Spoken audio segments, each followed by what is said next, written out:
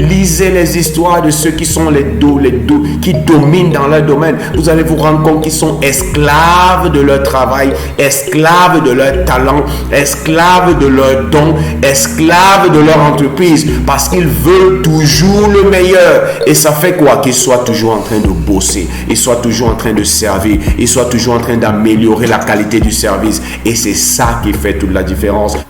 Salut Facebook, salut YouTube, salut auditeurs de notre podcast Conversation avec Zoé. Toujours un plaisir d'être avec vous et de partager avec vous, comme à l'habitude sur cette plateforme, des pépites, des informations, de la sagesse qui nous aidera à accomplir le succès qui pour nous ne se résume pas seulement aux choses matérielles et à l'argent, mais bien plus que cela, à l'accomplissement de l'intention de notre création qui pour nous est notre raison d'être.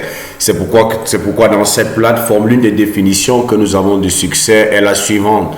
Le succès est notre capacité à réaliser l'intention de notre création qui est notre raison d'être en utilisant notre potentiel de manière productive. C'est pourquoi nous parlons de productivité personnelle, de croissance personnelle, de développement personnel, de leadership, parce que nous pensons fermement que ces éléments sont les clés ou ces éléments sont des facteurs importants qui vont nous permettre de quitter de là où nous nous trouvons en ce moment pour là où nous voulons nous trouver pour la vie de nos rêves. Toujours un plaisir d'être avec vous aujourd'hui. Nous voulons continuer dans notre série « Ma vie ne marche pas, je suis coincé ».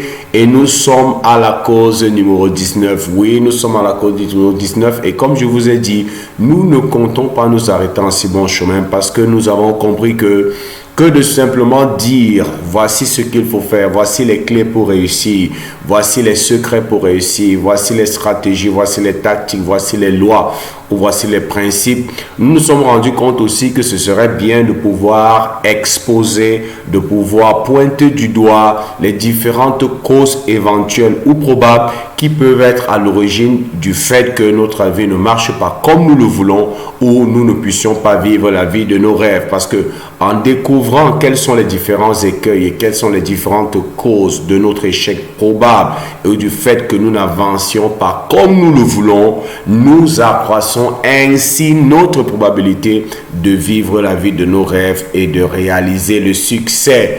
Et devinez quoi, aujourd'hui nous voulons parler de la cause numéro 19 qui n'est rien d'autre que la loi de la grandeur. Oui, l'une des causes de l'échec de beaucoup de personnes, c'est que nous ignorons la loi de la grandeur. C'est quoi la loi de la grandeur? Cette loi a été établie pour la première fois, où cette loi a été énoncée par Jésus-Christ. Oui, l'histoire raconte que un jour, et c'est une histoire que j'aime beaucoup, c'est une histoire très intéressante.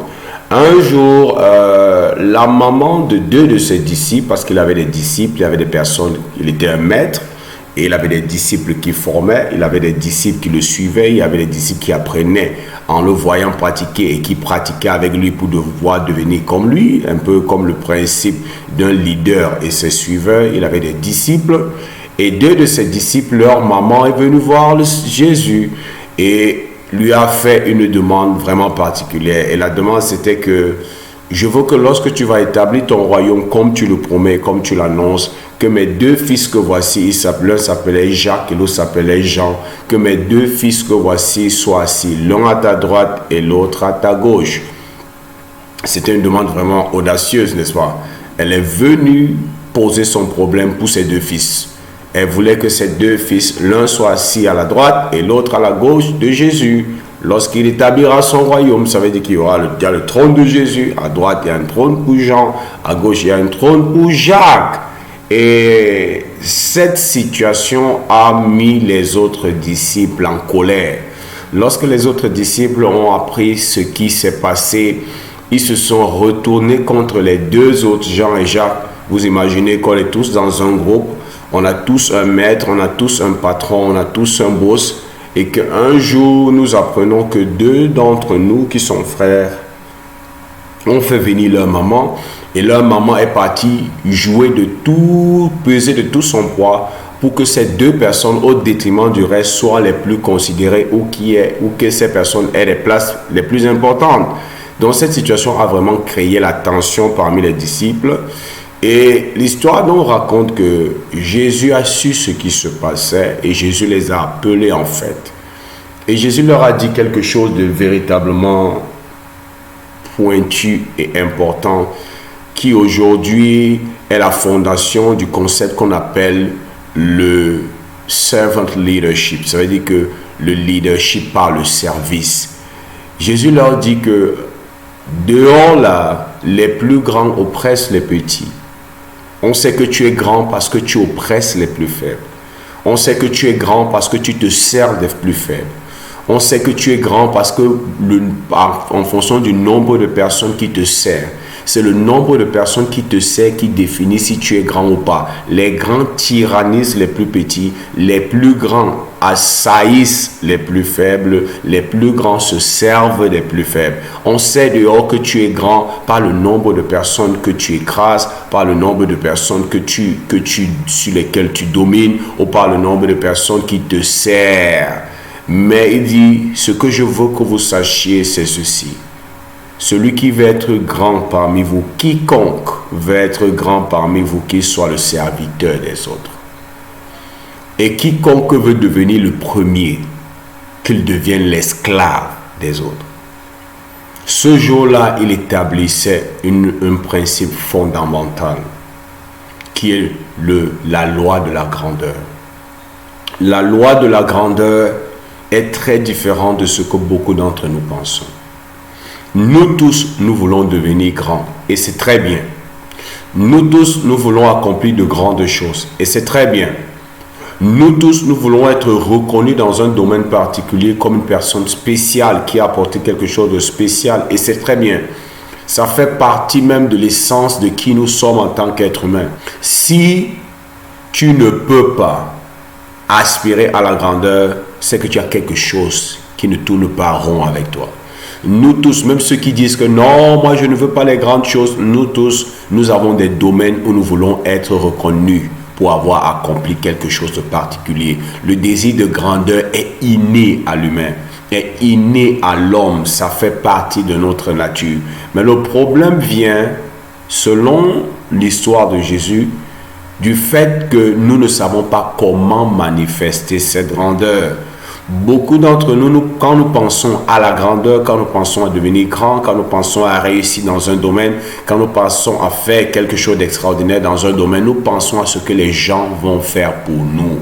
Nous pensons à ce que les gens doivent nous donner. Nous pensons au service que les autres doivent nous apporter. Nous n'approchons pas notre rêve, nous n'approchons pas notre désir de grandeur selon la mentalité d'un serviteur. Pourtant, le principe est clair, ça a été développé dans les grandes universités. Le concept de leadership par le service. La grandeur se trouve dans le service et le premier dans tous les domaines est l'esclave de tous. Et ça me rappelle l'histoire de Michael Jordan. J'ai eu l'opportunité de voir la série The Last Dance que Netflix a fait sur la vie et la carrière de Jordan. Et Jordan et son entourage, à un moment, racontent ce qui s'est passé lors de son retour. Vous savez que à un moment donné, je crois en 1994, son père a été assassiné. Il a abandonné le basket. Il a dit qu'il laisse le basket parce que son père était son ami, son conseiller. Il a été vraiment abattu, il a été vraiment touché et affecté par l'assassinat de son père. Il a décidé d'arrêter le basket brusquement. Et il a allé au baseball. Il a commencé à faire du baseball pendant près de 1 an. Et après, je vous passe les autres circonstances. Il a décidé de revenir. En 95, il a décidé de revenir et il a recommencé à jouer avec les Chicago Bulls. Ils sont allés même aux playoffs, pour ceux qui connaissent un peu le championnat NBA. Et cette année-là, ils ont été battus, ils n'ont pas eu le titre. Et beaucoup de personnes étaient en train de dire que le niveau de Michael Jordan a baissé. Est-ce qu'on va retrouver ce géant du basket qu'on a connu? Et l'histoire raconte que et cette partie-là, c'est Tim Glover, son coach sportif, son formateur physique personnel, son coach physique personnel, coach sportif personnel qui raconte ça. Le soir où ils ont été éliminés des playoffs, ils sont pas allés jusqu'en finale pour gagner le titre. Il dit, ce soir-là, quelque chose s'est passé.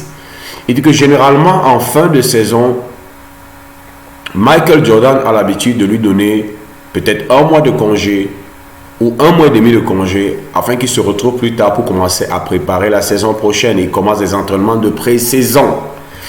Et il dit que, alors que Michael Jordan était en train de faire ses affaires, lui, il avait fini d'arranger les siennes et il voulait déjà partir. Il savait que normalement, c'est un congé maintenant. Il vient voir Michael Jordan pour dire, bon, moi, je suis en train de partir. Un peu pour dire que on reprend quand? Je reviens quand? Les travaux, les entraînements reprennent quand?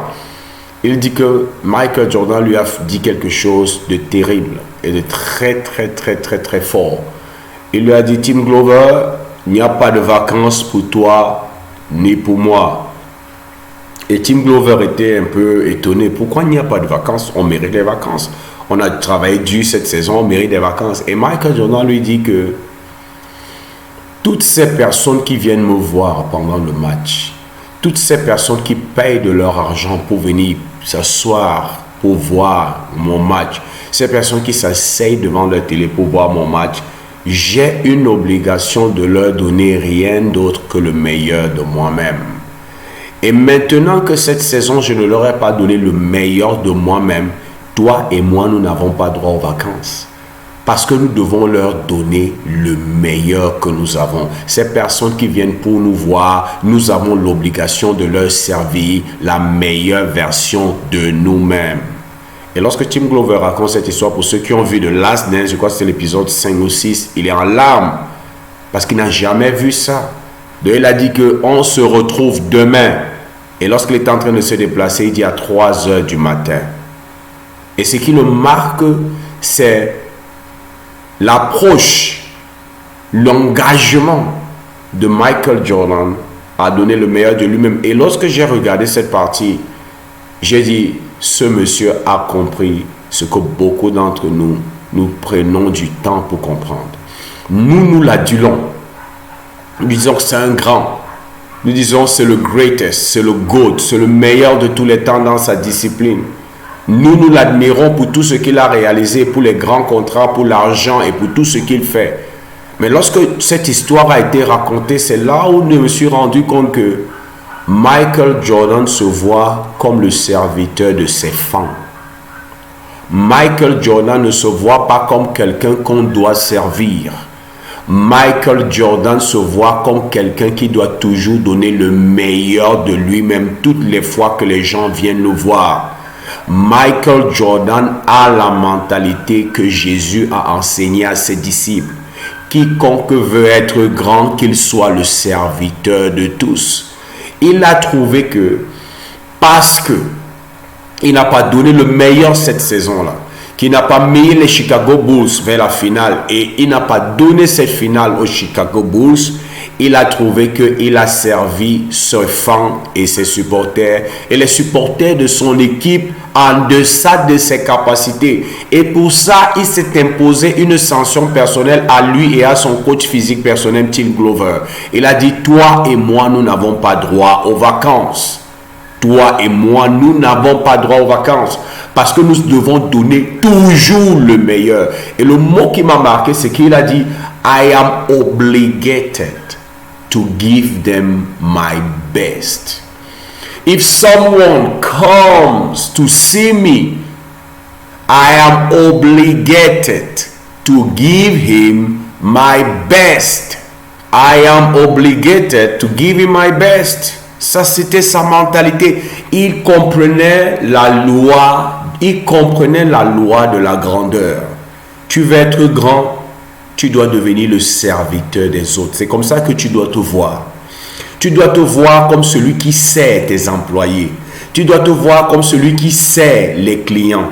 Tu ne dois pas voir les clients comme ceux qui t'enrichissent. Tu ne dois pas voir les clients comme ceux qui sont là pour te donner leur argent. Tu dois te voir comme celui qui doit toujours donner le meilleur de lui-même pour que tes clients, pour que tes collaborateurs, pour que tes employés soient satisfaits. Ça, c'est la loi de la grandeur. Et beaucoup de personnes sont frustrées. Beaucoup de personnes pensent que leur vie est coincée, que ça ne marche pas, parce qu'elles attendent toujours beaucoup plus des autres que de se rendre compte que elles sont là d'abord pour les autres avant que les autres ne soient là pour elle. Parce que voilà comment ceux qui fonctionnent selon cette loi se voient. Michael Jordan ne se voyait pas comme quelqu'un que les gens doivent venir voir parce qu'il est trop grand, parce qu'il est trop fort, parce qu'il a un grand nom. Et à ce moment, il avait déjà gagné beaucoup de titres. Mais Michael Jordan se voyait comme quelqu'un qui doit servir les autres. Et parce que cette année-là, il n'a pas servi. Et laissez-moi vous dire, beaucoup de personnes lui trouvaient des circonstances atténuantes parce qu'il est revenu du baseball et il n'avait pas encore pris toutes ses marques. Et les gens disaient que, certains pronostics disaient que non, l'année prochaine, certainement avec une bonne formation physique, il va revenir plus fort. Mais lui, il ne voyait pas ça comme ça. Lui, il dit, je suis obligé, I am obligated. Est-ce que dans cette entreprise, est-ce que dans ce projet, est-ce que dans ce mouvement, est-ce que dans cette vision, est-ce que dans cette entreprise, tu te vois comme obligé envers tes clients, obligé envers tes employés, obligé envers tes patrons, obligé envers le marché, ou tu vois que c'est les clients, ou c'est ton patron, ou ce sont tes employés qui sont obligés envers toi. C'est là où la différence se fait. La grandeur vient par le service. Et ce service-là commence par une attitude et une mentalité. Je suis là pour les servir et non eux pour me servir. Et lorsque tu approches même des relations de mariage avec cette mentalité, tu verras que les choses vont changer. Pourquoi beaucoup de relations de couple sont coincées? Parce que chacun vient dans la relation de couple en disant « il doit me faire ça ». Elle doit me faire ça. Je n'accepte pas qu'on se comporte comme ceci envers moi. Je n'accepte pas qu'on me fasse comme ceci. Plusieurs couples que j'ai eu à conseiller ou à côté qui sont venus me voir, presque dans tous les cas, les problèmes viennent du fait que chacun est focalisé sur le fait que l'autre doit me faire ceci. Voilà comment j'attends qu'il se comporte avec moi. Très peu de personnes se comportent du style « voici ce que je dois lui faire ». Imagine que tu te lèves tous les matins, lorsque tu vas au boulot avec la mentalité de servir tes collaborateurs, de servir tes employés, de servir tes clients, de servir ceux qui sont en face de toi et non qu'ils doivent te servir. Combien tes résultats vont changer? Combien tu vas devenir performant? La frustration vient généralement du fait que nous attendons des choses des autres. Et comme les autres ne nous donnent pas ce que nous attendons, nous sommes fâchés, nous sommes frustrés. Très peu de personnes sont frustrées parce qu'elles pensent qu'elles ont manqué de faire quelque chose. La majeure ou la majorité des frustrations viennent du fait que voilà ce que je voulais, je n'ai pas obtenu ce que je voulais. Beaucoup de personnes, c'est comme ça. Et l'une des causes principales de tout ça, c'est que tu ignores et tu n'appliques pas la loi de la grandeur. La grandeur se trouve dans le service. Nous sommes là pour servir. Ceux qui sont grands sont des serviteurs. Ils ne dorment pas. Et Jésus a quoi? Aller plus loin. Il a dit, si tu veux être le premier, tu dois devenir même esclave. Il y a une différence encore là. Il a dit, le plus grand doit devenir le serviteur. Il dit, le premier doit devenir l'esclave. Ça veut dire que si tu veux être le premier dans ta catégorie, tu dois être prêt à faire les choses que les autres ne veulent pas faire. Tu dois être prêt à travailler toute une nuit alors que les autres ne sont pas prêts à le faire. Lisez les histoires de ceux qui sont les dos, qui dominent dans leur domaine. Vous allez vous rendre compte qu'ils sont esclaves de leur travail, esclaves de leur talent, esclaves de leurs dons, esclaves de leur entreprise parce qu'ils veulent toujours le meilleur. Et ça fait quoi? Qu'ils soient toujours en train de bosser, ils soient toujours en train de servir, ils soient toujours en train d'améliorer la qualité du service. Et c'est ça qui fait toute la différence. Mais nous ne sommes pas prêts à le faire. Nous croyons que le marché nous doit, les autres nous doivent, notre compagnon nous doit, notre partenaire nous doit, nos employés nous doivent, mes patrons me doivent, mon gouvernement me doit. Mais nous n'approchons pas la vie en se disant ce que moi je dois à mon pays. C'est Kennedy qui a dit après cette déclaration forte, que ne te demande pas ce que ton pays peut faire pour toi, mais demande-toi ce que tu peux faire pour ton pays. Ça, c'est la grandeur. Les gens qui sont riches aujourd'hui, les vrais, sont des serviteurs. Quand tu lui dis que non, il faut arrêter le travail, il dit que non, je dois encore faire ça. Pourquoi il est féru de travail? Pourquoi ils sont trop focalisés sur le travail? Parce qu'ils recherchent l'excellence. Ils recherchent toujours le meilleur produit, le meilleur service pour pouvoir servir leurs clients toujours plus mieux. Encore plus mieux. Et ça fait qu'ils se démarquent dans leur niche, ils se démarquent sur le marché et ils deviennent les meilleurs. Regardez les entreprises, les meilleures dans leur domaine. Elles sont meilleures parce qu'elles servent le marché plus que les autres. Elles servent avec plus de qualité, avec plus d'engagement, avec plus de dédication que les autres. C'est là le secret. Tu es coincé parce que tu attends que les autres te donnent quelque chose. Tu es coincé parce que tu penses que le monde doit te donner, le gouvernement doit te donner, ta famille doit te donner. Oui, ils doivent te donner, mais les grands approchent la vie en se disant, je suis là d'abord pour servir avant d'être servi. Et ils se focalisent sur une chose, servir et servir le meilleur d'eux-mêmes, servir la meilleure version d'elles-mêmes. Et si tu commences à appliquer cette mentalité dans ce que tu fais, en commençant dans ta maison, avec ton époux, avec ton épouse, avec tes enfants, si tu commences à te voir comme la personne qui est là pour les servir, tu vas te rendre compte que même leur attitude envers toi va changer. Parce que le mieux tu sers les autres, le mieux ils sont intéressés à te servir. Parce que le principe c'est quoi? Tu ne deviendras intéressant pour les autres que lorsque tu commenceras à t'intéresser aux autres. Tu veux devenir intéressant même pour le marché, commence à t'intéresser aux autres. Tu veux que le marché te serve, tu veux que le monde te le rende, tu veux que Dieu te bénisse, commence à servir les autres. Sers dans ta maison, sers partout où tu es. Approche toutes relations de la mentalité de celui qui doit servir. Parce que le plus grand, c'est le serviteur. Et celui qui va être le premier doit être l'esclave. Ça veut dire que l'esclave, c'est quoi? Pendant que les autres dorment, lui bosse. Pendant que les autres se réjouissent, l'esclave. Regardez, si vous avez déjà vu des films d'esclaves, pendant que les autres se réjouissent, lui travaille. Pendant que les autres trinquent, lui bosse. Mais cette fois-ci, ce n'est pas que tu es esclave par domination parce qu'on a dominé sur toi. C'est que toi, tu as choisi de devenir leur esclave dans le bon sens du terme. Tu veux leur donner le meilleur service. Tu veux leur donner ta meilleure version. Tu veux leur donner le meilleur produit. Tu veux donner à ton patron ton meilleur travail.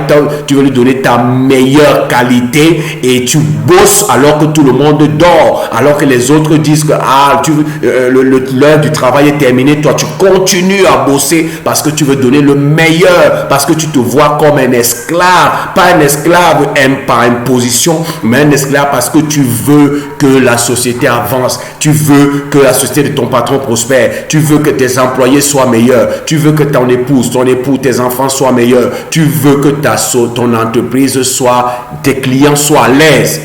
Et tu te mets dans cette mentalité. Ce n'est pas un esclavage par domination, c'est un choix. Et c'est un esclavage par amour, parce que j'aime ce que je fais, parce que j'aime mes clients, parce que j'aime mes collaborateurs, je veux le meilleur, alors je me sacrifie pour eux. Si tu veux être le premier, il dit que tu dois être un esclave, ça veut dire que tu dois être prêt à te sacrifier. C'est ça la loi de la grandeur.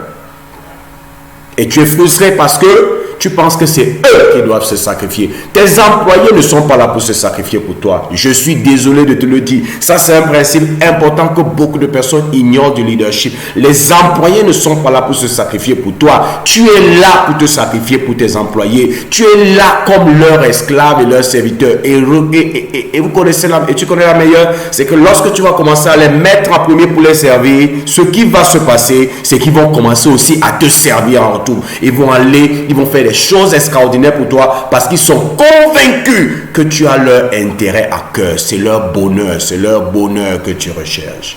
Cette loi fait défaut à beaucoup. Et c'est ça que je voulais partager avec toi. La loi de la grandeur est l'une des causes probables du fait que ta vie ne donne pas. Et aujourd'hui, j'espère qu'avec cette session, ça a ouvert tes yeux pour que tu saches qu'il faut que tu changes. Le monde ne te doit rien. Tu dois tout au monde. J'aime cette citation de Jésus qui dit que je suis venu non pour être servi, mais pour servir. C'est comme ça que tu dois approcher toutes tes relations. Tu es là d'abord pour servir. Tu es là d'abord comme esclave. C'est-à-dire que tu dois être prêt à te sacrifier. Et toutes les fois que tu vas le faire, Dès que tu vas adopter cette attitude dans toutes tes relations, tu vas voir que le retour que tu vas commencer à recevoir sera différent. Les gens seront prêts à t'aider. Le monde sera prêt à te soutenir. Le monde sera prêt à acheter ce que tu proposes. Parce que c'est ça la loi de la grandeur. Lorsque je me soumets pour servir les autres, les opportunités s'ouvrent pour que les autres me servent en retour. J'espère que tu as obtenu de la valeur de cette session. Toi qui me suis sur Facebook, toi qui nous suis sur YouTube, toi qui nous suis auditeur de podcast, j'ai eu beaucoup de plaisir à le faire. Partage cette vidéo, partage ce podcast, fais-le connaître à beaucoup d'autres personnes. Laisse-nous des avis en commentaire, laisse-nous tes questions en commentaire. Abonne-toi à notre page Facebook, abonne-toi à notre chaîne YouTube, abonne-toi à notre podcast Conversation avec Zoé. C'est toujours un plaisir d'être avec moi. J'espère que tu as pris plus de plaisir que moi. J'espère que tu as obtenu beaucoup de valeur. Et comme j'ai l'habitude de dire, c'était Zoé du Cameroun et je te souhaite le succès.